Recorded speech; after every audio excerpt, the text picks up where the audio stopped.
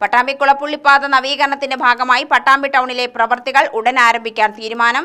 ജനങ്ങളുടെ ബുദ്ധിമുട്ട് പരിഹരിക്കുന്നതിന് പട്ടാമ്പി താലൂക്ക് ആസ്ഥാനത്ത് യോഗം ചേർന്നു. പ്രവൃത്തി ആരംഭിച്ചാൽ മാസങ്ങളോളം റോഡ് ഗതാഗതവും കുടിവെള്ളവും തടസ്സപ്പെടാൻ സാധ്യതയെന്ന നിഗമനം.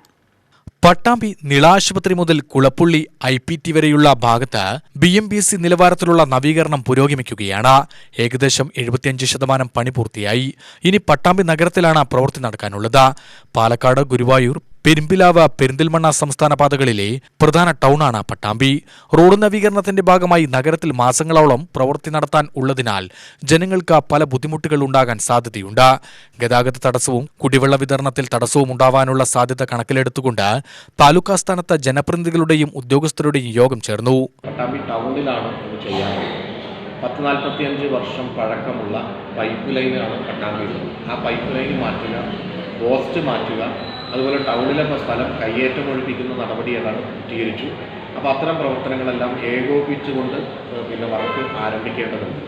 അതുകൊണ്ട് തന്നെ പട്ടാമ്പി ടൗണിലേക്ക് വർക്ക് നടക്കുന്ന സമയത്ത് പലതരത്തിലുള്ള പ്രശ്നങ്ങൾ സ്വാഭാവികമായിട്ടുണ്ടാകും.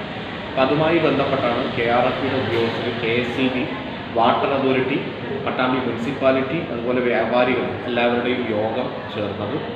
ആ യോഗം ചേർന്നതിന് ശേഷം വാട്ടർ അതോറിറ്റിയുടെ ആദ്യത്തെ സ്ട്രെച്ച് നമ്മുടെ കൽപ്പക മുതൽ കമാനം വരെയുള്ള ഭാഗം ഡിസ്ട്രിബ്യൂഷൻ ലൈൻ ആദ്യഘട്ടത്തിൽ തന്നെ ആരംഭിക്കാൻ.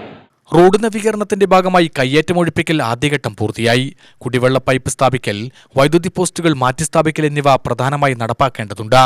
കിഫ്ബി ഫണ്ടിൽ നിന്ന് 85 കോടി രൂപ ചെലവഴിച്ചാണ് പട്ടാമ്പി നിള ആശുപത്രി മുതൽ കുളപ്പുള്ളി IPT കോളേജ് വരെയുള്ള ഭാഗം നവീകരിക്കുന്നത്.